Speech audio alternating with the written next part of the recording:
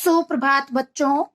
कक्षा चौथी, विषय हिंदी, उप विषय पाठ 5 पागल हाथी। पुस्तक का नाम नई गुलमोहर हिंदी पाठ्य पुस्तक, व्याख्यान 3। बच्चों, आज इस व्याख्यान में हम भाषा ज्ञान के बारे में जानेंगे। मोती हाथी राजा साहब की खास सवारी था। वैसे तो वह बहुत सीधा और समझदार था, पर कभी-कभी उसका मिजाज गर्म हो जाता था, तो वह अपने आपे में नहीं रहता था। उस हालत में उसे किसी बात की सुध नहीं रहती थी। वह महावत का दबाव भी नहीं मानता था। एक दिन इसी पागलपन में उसने अपने महावत को मार डाला। राजा साहब ने यह खबर सुनी तो उन्हें क्रोध आया। मोती की पदवी छीन ली गई। उसे राजा साहब की सवारी पद से हटा दिया गया। अब कुलियों की तरह उसे लकड़ियां ढोनी पड़ती थीं। वह जब अपनी इस दशा को देखता तो दुखी होता। वह सोचता, कहाँ मैं राजा का सबसे प्यारा हाथी था और कहाँ आज मामूली मजदूर हूँ। यह सोचकर जोर जोर से चिंघाड़ता और उछलता।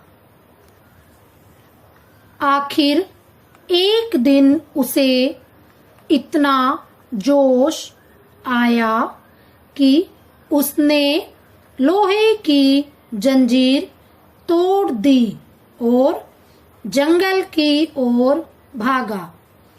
थोड़ी ही दूरी पर एक नदी थी। मोती पहले उस नदी में जाकर खूब नहाया, फिर वहां से जंगल की ओर चला। इधर राजा साहब के आदमी उसे पकड़ने के लिए दौड़े, पर डर के मारे कोई उसके पास नहीं जा सका। जंगल में पहुंचकर मोती अपने पुराने साथियों को ढूंढने लगा, पर जंगल में हाथियों ने जब उसके गले में रस्सी और पांव में टूटी जंजीरें देखी तो मुंह फेर लिया।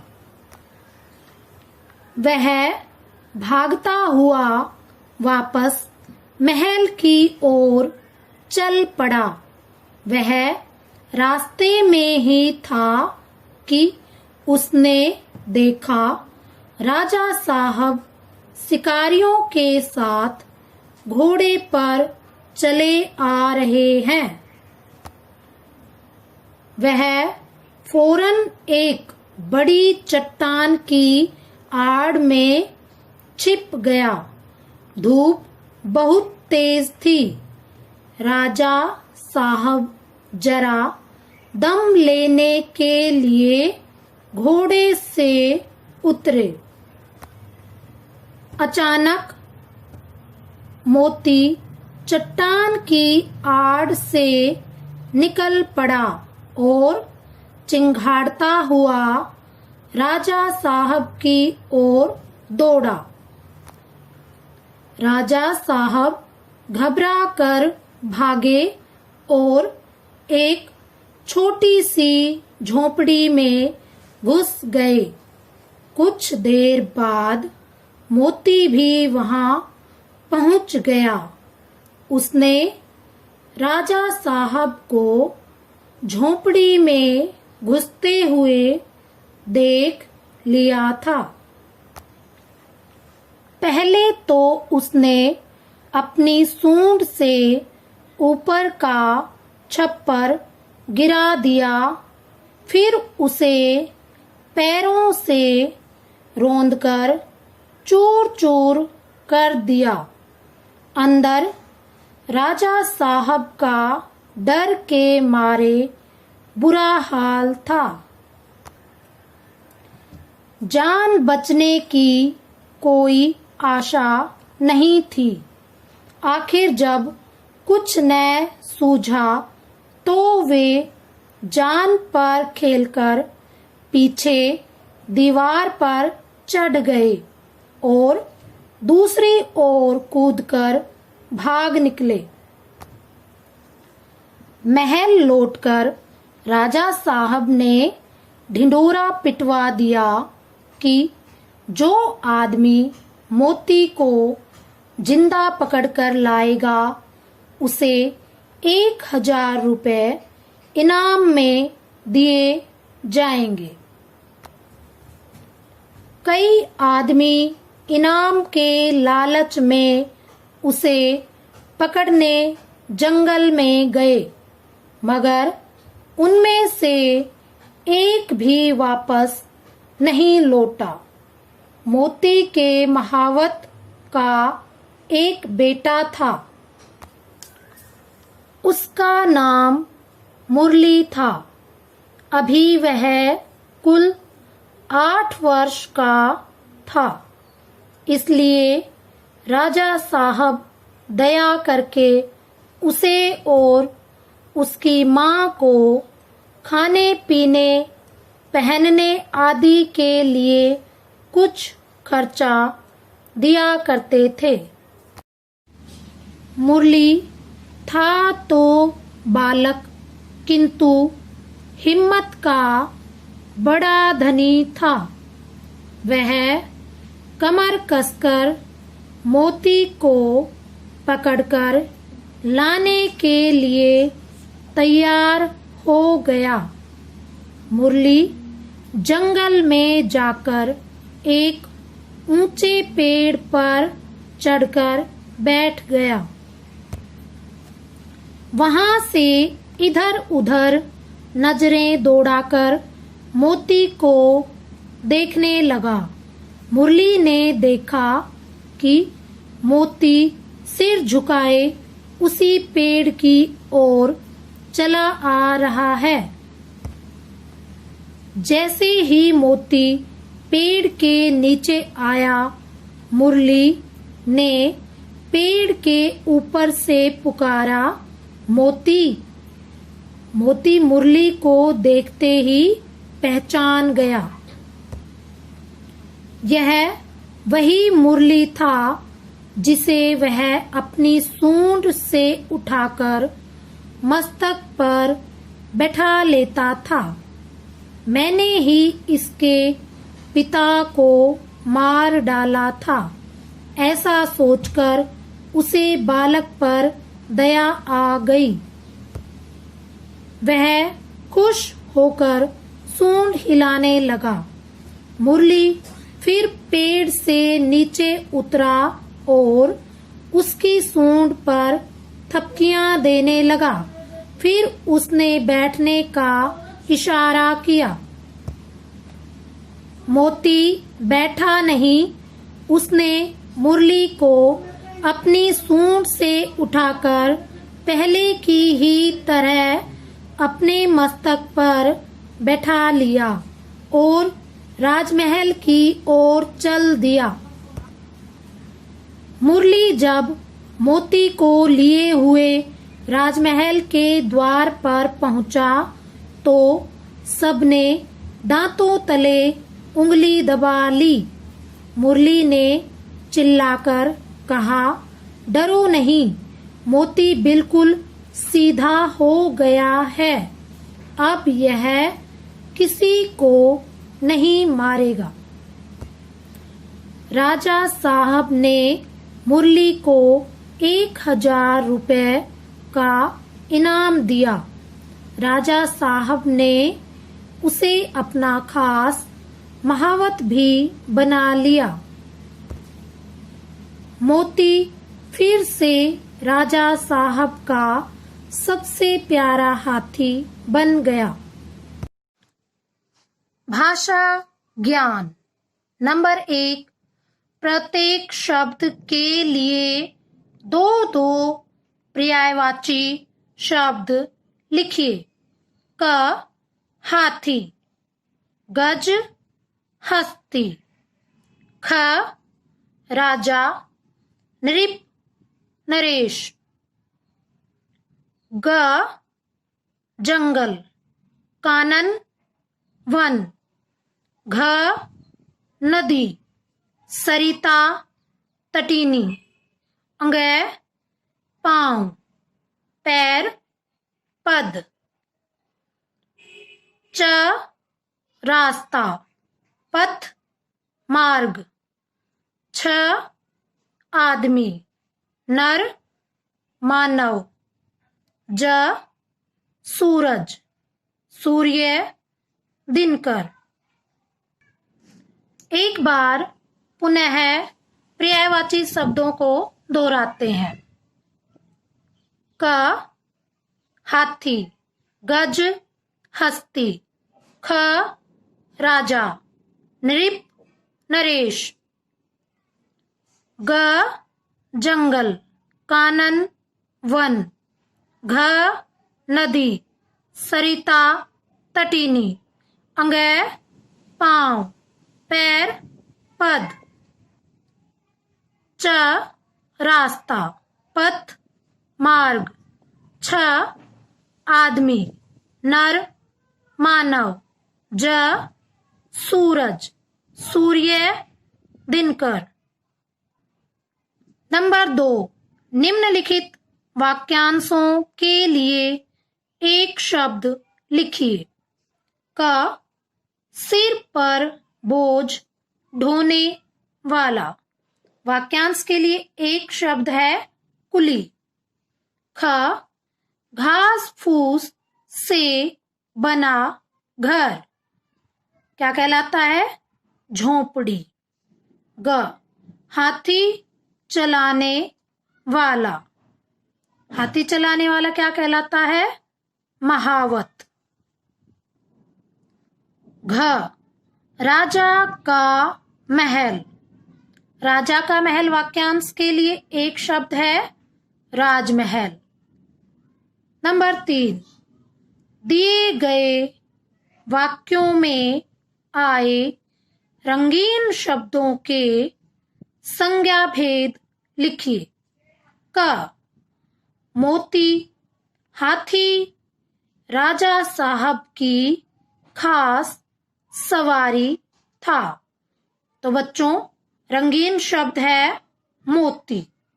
यह कौन सा संज्ञा भेद है? व्यक्तिवाचक संज्ञा। ख राजा साहब को क्रोध आ गया। क्रोध कौन सा संज्ञा का भेद है? भाववाचक संज्ञा।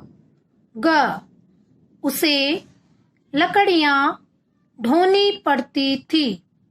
बच्चों, लकड़ियां किस संज्ञा के भेद के अंतर्गत आता है? जातिवाचक संज्ञा के अंतर्गत आता है। लकड़ियां जातिवाचक संज्ञा। घ महावत के बेटे का नाम मुरली था। मुरली संज्ञा के किस भेद के अंतर्गत आता है? व्यक्तिवाचक संज्ञा। अंग मैंने ही इसके पिता को मार डाला था। पिता संज्ञा के किस भेद के अंतर्गत आता है? जातिवाचक संज्ञा। नंबर 4, निम्नलिखित शब्दों के वचन बदलिए।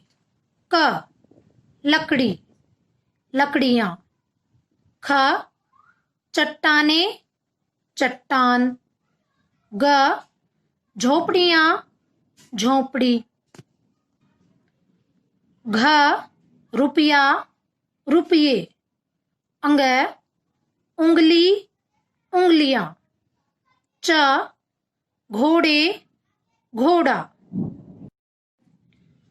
बच्चों, व्याख्यान 3 का आज आपका गृह कार्य है। नंबर 1, निम्नलिखित शब्द के लिए दो पर्यायवाची शब्द लिखिए।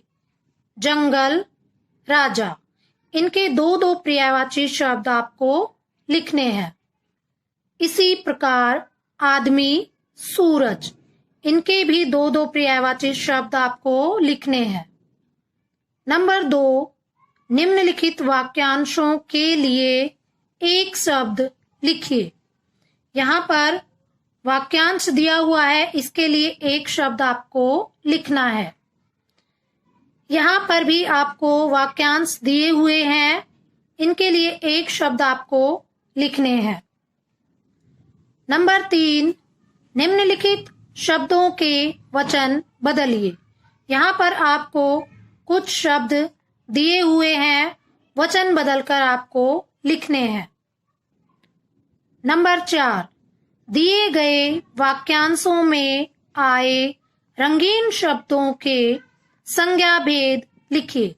बच्चों, इन वाक्यों में जो रंगीन शब्द आया है, आपको ये बताना है यह संज्ञा के किस भेद के अंतर्गत आया है। इन दोनों वाक्यों में भी आपको रंगीन शब्द का संज्ञा भेद बताना है। बच्चों, अब हम व्याख्यान 2 में दिए गए गृह कार्य का हल जानते हैं। उम्मीद है आप सभी ने गृह कार्य कर लिया होगा। कठिन शब्द। नंबर 1, क्रोध। नंबर 2, मामूली। नंबर 3, चिंगाड़ता। नंबर 4, ढूंढना। नंबर 5, पांव। नंबर 6, चट्टान।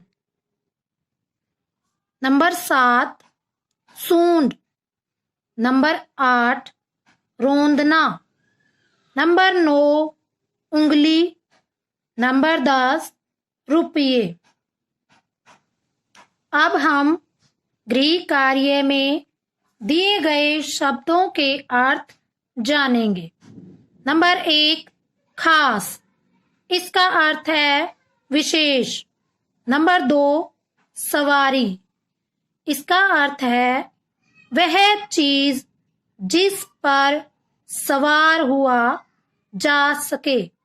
नंबर 3, सुध। इसका अर्थ है होश। नंबर 4, महावत। इसका अर्थ है हाथी चलाने वाला या हाथीवान। नंबर 5, पदवी। इसका अर्थ है उपाधि या ओहदा। नंबर 6, आड़। इसका अर्थ है ओट या पर्दा। नंबर 7, रोंदना। इसका अर्थ है कुचलना। नंबर 8, लालच। इसका अर्थ है लोभ। नंबर 9, मस्तक।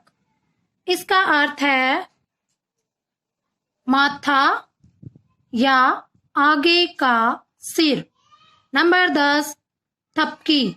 इसका अर्थ है हथेली से थपथपाना।